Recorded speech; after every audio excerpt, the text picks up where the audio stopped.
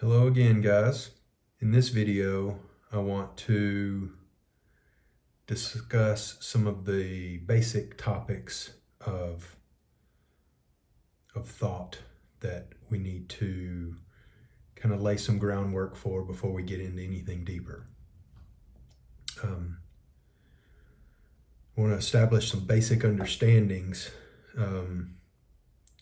by diving deep into particular concepts. These concepts are something that we will talk about them and address them on multiple levels anytime we're discussing these subjects. So I think they're very important to fully understand what it is we're talking about,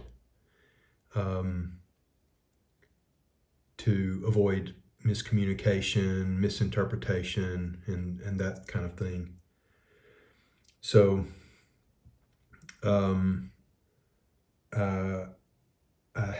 I want to say that I have used ChatGPT in a lot of my research and a lot of what I will address in these videos. I'm not using ChatGPT as a way to create content. What I do is I am seeking my own understanding and clarifications, and a lot of my prompts are to help me be able to describe and give a concise understanding without going off on too many tangents or spending way too much time on a topic.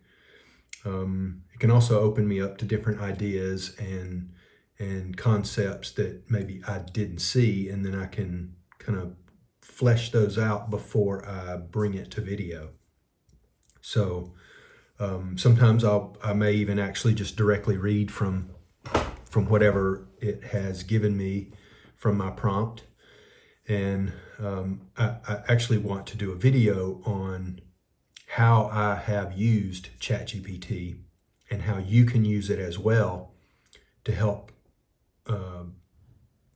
give you greater clarity, greater understanding, and not get caught up in the problems that we've already seen with people with their grand delusions of thinking they're God, or that they're connecting with angels or spirit or some kind of that ChatGPT or some large language model is connected to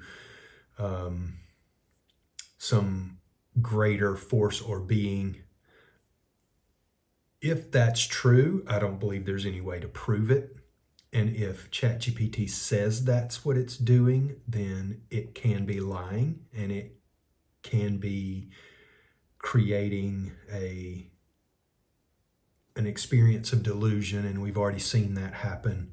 So I want to be transparent about that, and so that we're not going down some dark rabbit hole of ChatGPT being God or the devil, which is has already proven to be a problem. So we need to just kind of get that out in the open. One of the basic concepts that I want to address in this video is responsibility.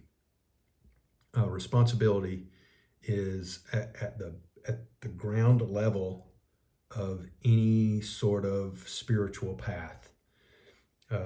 It's almost like a gateway, and until that is addressed, I don't believe that you can actually engage in any meaningful spiritual growth.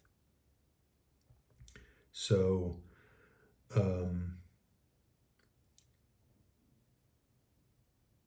I hope that in this video I can show how this is required to begin the spiritual growth, to begin a spiritual path. Many of you are already on the spiritual path. You've already taken a certain amount of responsibility and will know what I'm talking about, and hopefully I can clarify and even maybe bring into your awareness things that you've experienced, but maybe it's more at a subconscious level. And by doing this, we're going to be seeking a truth that we're going to be seeking truth by first admitting that we don't know the truth, that we don't know anything, that we probably more of what we know is really a lie. So we don't really know. We only think we know. So I've got some notes here, and I'm going to kind of go through those. And I believe that it's helped me understand what's responsibility is and what it is not, and some layers to it that I needed clarification on. So responsibility, the opposite of that is irresponsibility. So I want to first talk about like what irresponsibility is and why we need to take responsibility. So irresponsibility can be seen as like a innocent ignorance. You don't even know that you're being irresponsible. And this would be like a child not knowing what is the outcome or consequences of any particular action. Being irresponsible, like not putting toys away, or throwing a toy and something breaking because it hits the TV or a picture or something like that. They weren't being irresponsible. They were being irresponsible, but they had no idea that they were being irresponsible. So that is like the basis of irresponsibility, and the kind of like the bigger picture of irresponsibility would be a conscious avoidance of consequences that are completely obvious to anybody who is of any intelligence. So knowing that you have to pay a bill and you just don't send the money for the bill, or if you need to do something that is important and you just don't do it, and then there are consequences from it, and you can place blame here or place blame there, but ultimately you were not being responsible. You were being irresponsible in that particular event or circumstance. So for us to grow spiritually, we have to begin taking responsibility. And I think legally it's called like the age of accountability or something, like where we can actually start holding people accountable for their actions. In the US, that's 18. Here in Germany, I'm not real sure what that age would be. But there are certain ages where things happen and we legally can hold people accountable. With going into the military, you can be 18, you can buy cigarettes. At 21, you can buy alcohol. So these are some legal parameters around who we hold responsible for what, and how that responsibility is placed upon people. So we have to recognize and assume the responsibilities that we have. And this is multi-layered. So, you can have just trivial responsibilities of taking out the trash and cleaning the kitchen after you cook, all the way up to being responsible for children and making sure that they're safe and fed and healthy, or responsibilities for your family to provide and to protect. So there are lots of layers to the concept of responsibility, and how we show up to take that responsibility and work with the responsibility is where the spiritual path begins, and is necessary for a spiritual path to begin. So the pain that we usually associate with taking responsibility is we're kind of dismantling or deconstructing our self that maybe we've created, or that we've identified with.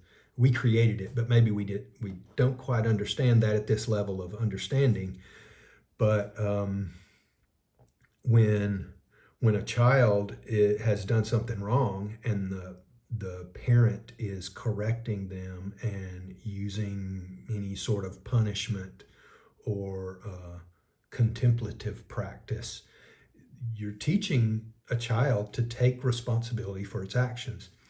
If a child throws a toy and it breaks something or hits somebody and hurts somebody, you will make the child aware by speaking to them about what happened and letting them understand how that action led to a certain consequence, and that now maybe the child is forced to say, "I'm sorry," or repair what it is they broke, or do something to make amends. That is teaching them to take responsibility. This responsibility, this concept of responsibility, is many times overshadowed by the ego, and part of taking responsibility, it can build ego, but sometimes it is deconstructing and dismantling the ego so that we can take responsibility. Like, I can blame anybody, anything, any event on other people, and not take the responsibility for myself. And that's because I don't want to be punished, or I don't want to face those consequences. So I am protecting myself by avoiding the responsibility. When I say protecting myself, I'm protecting my ego, or my position, or my status, if that is threatened by taking the responsibility for an action. So we've heard about killing the ego or going through ego death. To me, that is it's a crude and not very well understood concept. And so what I would like to say is that we are, by taking responsibility, we are beginning to transcend the ego. We are recognizing that what our ego is doing and how it is shaping our reality, but it is also, we are overcoming that and sort of killing the ego. And the more we can do that, the more we will take responsibility, and the more that we will engage in a positive way in life. So the pain is only painful in that we're breaking down the illusions that we had identified with. So the pain is not physical. It's a mental pain. It is a mental discomfort. Spiritual discomfort even. So when we look at the word responsibility, it is two words, response and ability, the ability to respond. Now, this ability to respond is the definition of the word, but this is not it doesn't give you the depth of what this word entails. So response is an answer, a participation in some way, a promise. And then ability is just the capacity or the power to do something or to perform. So in a deeper sense of the word, it's like a dynamic capacity of consciousness and like an ongoing awareness. So you have a sense of ownership in this, a sense of witnessing. You are aware of what is happening. You are taking ownership of what's happening, and you continue to engage and respond as necessary based on what arises from the initial event.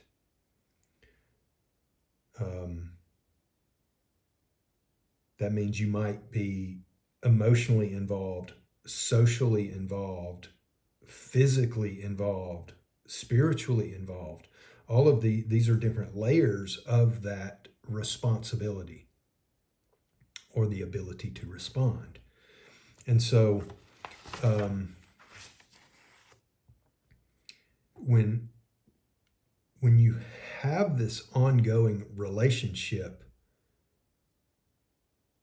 with the event or the outcomes of other things, so responsibility doesn't stop. It continues on with what you've co-created.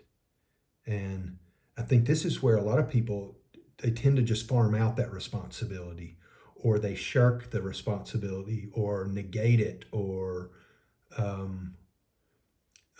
they wash their hands of it. It's like, I'm done with that. That's no longer my problem. And maybe it's true. Maybe it is no longer their problem. But taking responsibility is going to the point where you know, okay, I'm out. It's not part of me anymore. That doesn't mean you can't continue to affect and continue to engage, but you're not doing it out of a sense of obligation. So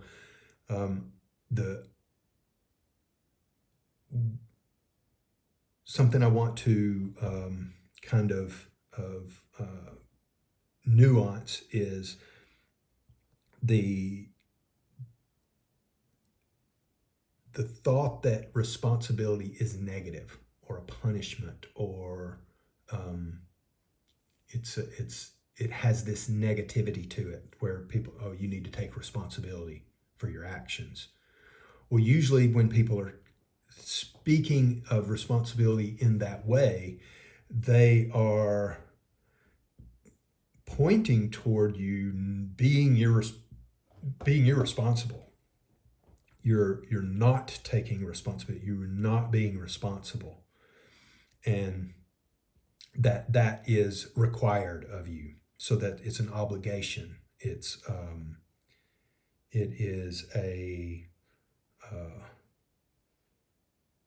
is a necessary ingredient to what is going on, and you are the one that needs to provide that. So this is like it's like your consciousness is fragmented. It doesn't understand that this is required, and now someone or something from the outside is requiring you to respond. And that is, it's like you're the victim in that scenario. And what we want to move into is a responsibility that we are integrating into ourself, that we are consciously taking that responsibility and becoming the author of what is being co-created. We are not creating, and we are not co-creating without our conscious awareness. That is where the responsibility comes in and starts shaping the reality that we want to manifest. If we are not responsible, if we are not conscious of what we are creating and co-creating, then we are being irresponsible, and now those creations can become destructive, and usually do, because they were created in an unconscious, unaware, unattentive state. So what we want to do is consciously move our awareness into witnessing and creating actively, not passively. That doesn't mean that it won't happen passively, but the more we are aware of what we are creating, the more we can take responsibility of what we're creating. If we're unaware of what we're creating, it's very difficult to take responsibility for it. You almost have to be you have to be aware of it before you can be responsible. So becoming the witness, witnessing how we are creating, and then creating consciously.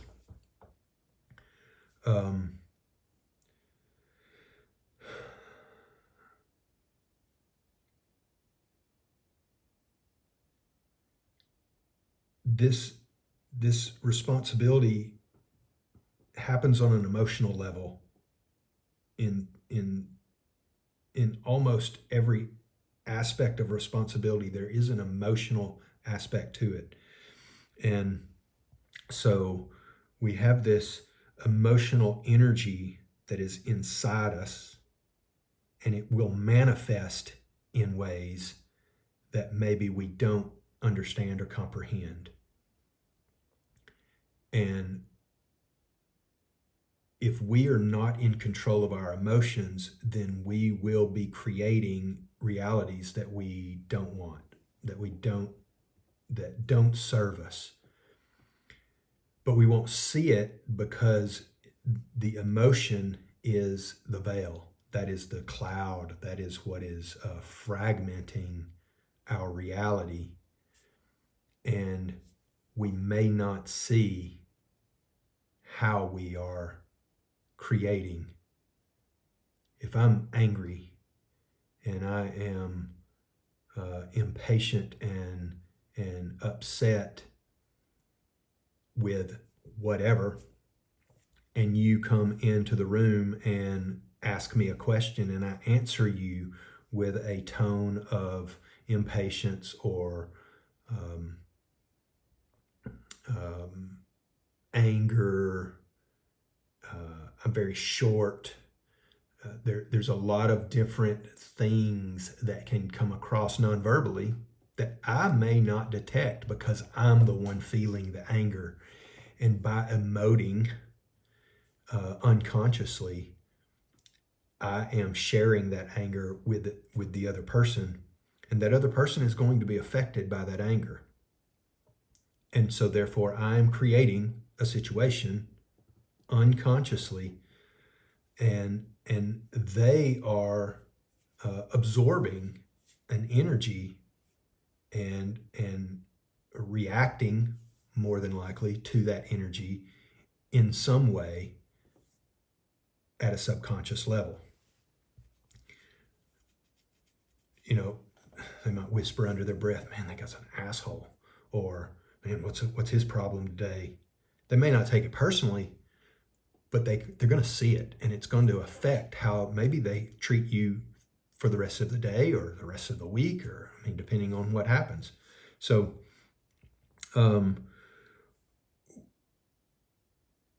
we have to be in control of our thoughts and our emotions, and by being in control, we are taking responsibility for how those things show up, how they manifest, how they create what we are experiencing. So I have this definition that I thought was pretty good. Responsibility can be defined as a conscious, ongoing participation in the consequences and outcomes of one's creations. The dynamic ability to respond to life, self, and others with awareness, ownership, and alignment to the truth. So I think that's a really good definition. To move into a space of responsibility requires us to do some personal work on ourselves and meet some of the things that we believe and think and act from. We have to start questioning those things and seeing where we are mistaken, where we're wrong, where we have been tricked, where we have let our emotions shape what reality we are acting from. So when we think about responsibility as a burden, as a negative aspect, some sort of punishment, it's coming from the fact that we're not aware, or we're only partially aware, and we've identified with a part of reality, and maybe that is contributing to an inaccurate picture of what's actually happening. Our energy is somehow stuck or frozen, or going back to the earlier analogy of being angry. If I'm angry at something for whatever reason, as stimuli comes in and as I'm processing different information, anger is shaping how I'm interpreting the data that's coming in, the information that I'm receiving, the situation that I find myself in. And so if I am in that anger mindset, maybe it's easy for me to blame someone else for what's actually going on, or a problem that has arisen, rather than accepting it as it is. I am putting blame somewhere, or attributing fault. Maybe I'm attributing it to my own fault, like it's all my fault, and I feel guilty or shameful in how this has manifested. And so I personalize it. Either I take responsibility, or I personalize it onto someone else and blame them for what's going on. So we filter it. We filter that information through our emotions and our current state of awareness. And the more we become aware, the more we become conscious, the more that we can start watching the emotion arise within us, the more we can see how that emotion shapes what it is we think, how we respond, how others respond. And you only need to see it a few times to see how powerful it is. In my own life, it's anger. It tends to be a typical male emotion. It's like the go-to emotion for men is anger. And I believe that comes from, as a young boy and young men, we are taught that expressing any emotions are better accepted if they're coming from a space of anger. If we are expressing emotions from fear or hurt or anything like that, you have to suck it up and you get mad at it and you treat it as a war, something that needs to be attacked or dominated or overcome. And so it just becomes ingrained. And so we are taught by our role models, by the people that we interact with the most, that this is an acceptable form of emotion. And we practice it and practice it and practice it and practice it, and it just becomes part of how we respond. And we have to see that. And once we can stop responding from fear, shame, control, these negative views of responsibility, we can start manifesting positive thoughts, positive outcomes, positive results. So I had asked ChatGPT for some synonymous words or synonymous terms that go with the burden of responsibility. And it said obligation, expectation, compulsion, self-sacrifice. So these are like psychologically draining when you think about these words. Obligation, you're obliged.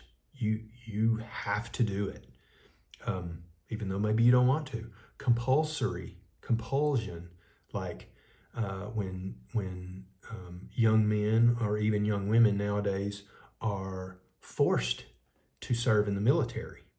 It's compulsory service. Maybe it's 2 years, maybe it's 4 years. It's not something you want to do, it's something you're required to do. So yes, this is a burden. And you did not place that burden upon yourself. Society has placed that burden upon you. And so that is the burden of a responsibility. What we want to focus on, and those are things, some of these things you can't change.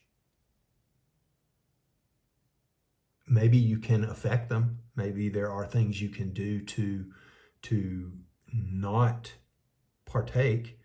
I know that sometimes that for military, compulsive military service can be if you are involved in some particular thing, like say like you're enrolled in the Peace Corps. Well, that would be, you would not be called up for military service if you were in the Peace Corps. Or if you were a caregiver, a primary caregiver for child or parent or elderly person, those can be reasons why you aren't obliged to fulfill that compulsory service.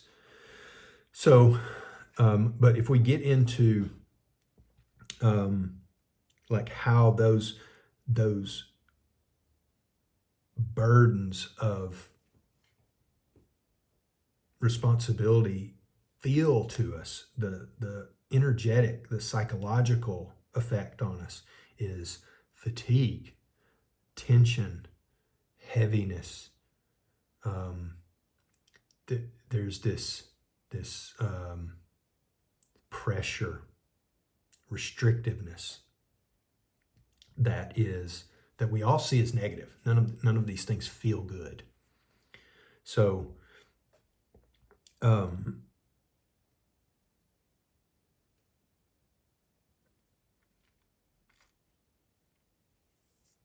when we're able to align our responsibility with positive concepts, when we start taking control, when we start realizing how we are co-creating, we actively participate, we engage on multiple levels, physically, spiritually, emotionally. You can engage in a activity physically and take responsibility physically and not be emotionally engaged or not being fully engaged, maybe is what would be a better way to say that. But as we become more engaged, more fully engaged in our ability to respond, we are rooting ourselves in a deeper awareness, a love that is not affectionate love. It's not.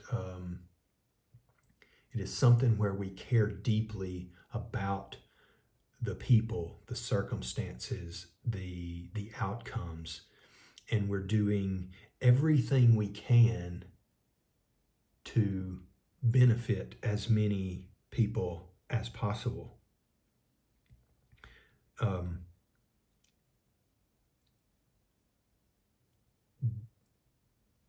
When we are in alignment with truth and we are taking responsibility, we are now opening ourselves to a spiritual reality that happens before we do anything, before we even begin to participate. We begin to align ourselves with this positive flow of energy. We begin to see how our emotions and our thoughts are the beginnings of what actually manifests. And so now, as we take responsibility, we accept responsibility, we integrate the responsibility, we start to participate, we become stewards of our creation. Like a parent directing its child to play nicely with other children, to be able to learn and think for itself, to think about others. This is a parent that is attempting to integrate its creation, the child, into a productive member, a key member of society as a whole. And when this happens, that creation, whether it be a child or some other more trivial event, we help shape it to be what we think is good for the world. And when others engage and become part of that responsible network of people, we can create the unimaginable things. I mean, you just think like businesses. Businesses are responsible for employing people. They are responsible for how they impact the environment, although we do have companies that negatively impact the environment and then shift their responsibility to other entities like the government to clean up the mess. We see those companies as not good for society, even though they may be producing something that is a necessary item or necessary good or service. The fact that they're not taking responsibility for the further creation or the further manifestation of that creation, taking responsibility for the consequences of their actions, we start seeing them as negative or not good for the whole. But a business can bring people together and create really extraordinary things. I mean, just look at these large language models like ChatGPT.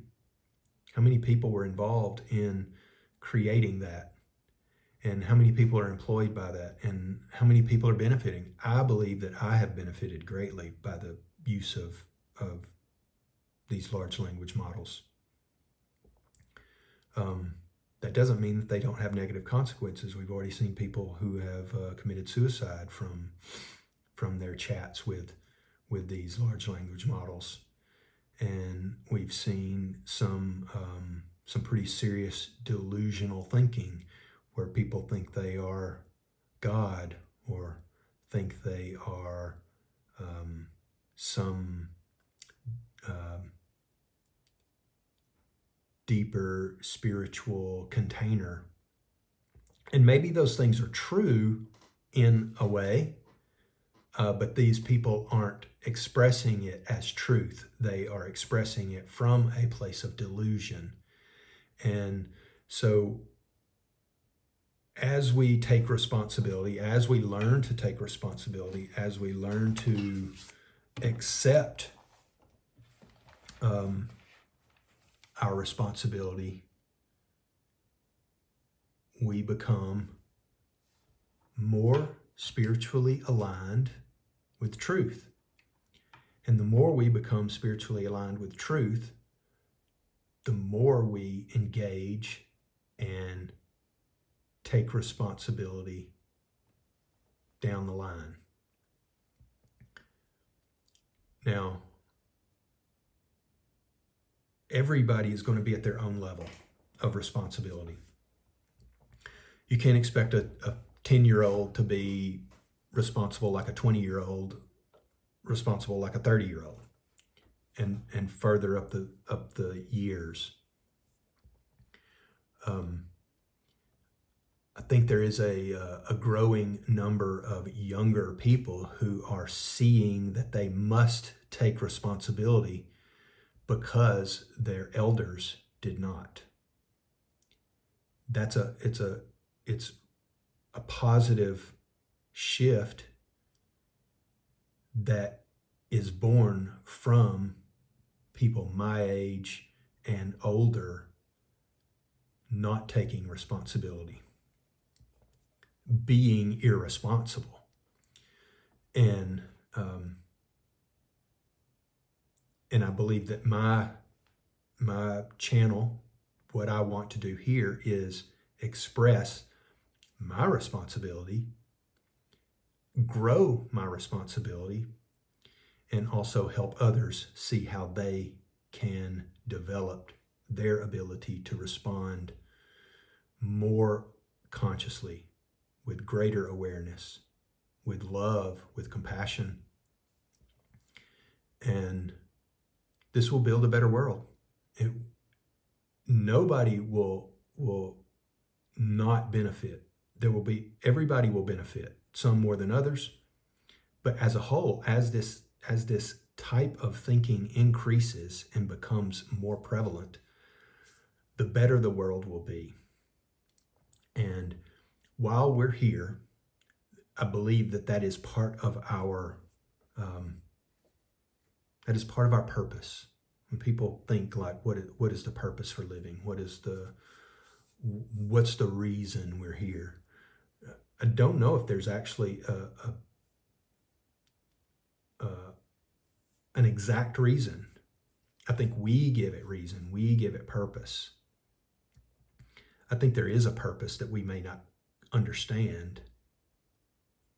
But once you start understanding how consciousness, awareness, responsibility opens up a world that is so beautiful, yet it's just out of sight. We can't see it. We don't let it in because we have all of these ideas that block it. I was listening to a talk earlier, and he talked about seeing a sunset or a sunrise and how beautiful it is, how extraordinarily beautiful it is. Why is that so beautiful to us? What is it about that is so beautiful? And I think it's because we are viewing it without putting a bunch of labels and concepts on it. We are seeing it for what it is. It is so big. It is so beautiful. It is so complex and awe-inspiring that we almost can't put it into words. And that reality is happening all the time. No matter what we are doing, that reality is existent all the time. You can walk into the forest and you can be in awe at all of the different life and processes and different forms that are everywhere. It's actually so extraordinary, yet we collapse it into concepts like tree and bug and grass and bush without actually seeing the essence of that reality. It is a world of worlds within worlds that we just look past them. A lot of times we aren't even thinking about seeing what's in front of us. We've got a million little thoughts going on in our head as we hike through the woods, this vast world of beauty and complexity, and we're thinking about what our coworker said to us at the water machine. It really is that it's crazy how much we aren't aware and conscious of what we're thinking. So now that we've broken down responsibility, irresponsibility, and how that all plays into how we respond, the next concepts I think I'll probably go ahead and jump into what spirituality is and how this concept of responsibility leads us to beginning our spiritual path, our spiritual life, the realization that spirituality happens before thought. It happens before we react, before we respond. And building a spiritual base and understanding the world in a spiritual mindset, our responsibility starts to manifest the spirituality. But we have to take that responsibility first. So tune in the next video and we'll dive deep into what is spirituality and what is fake spirituality. See you in the next one. Thanks.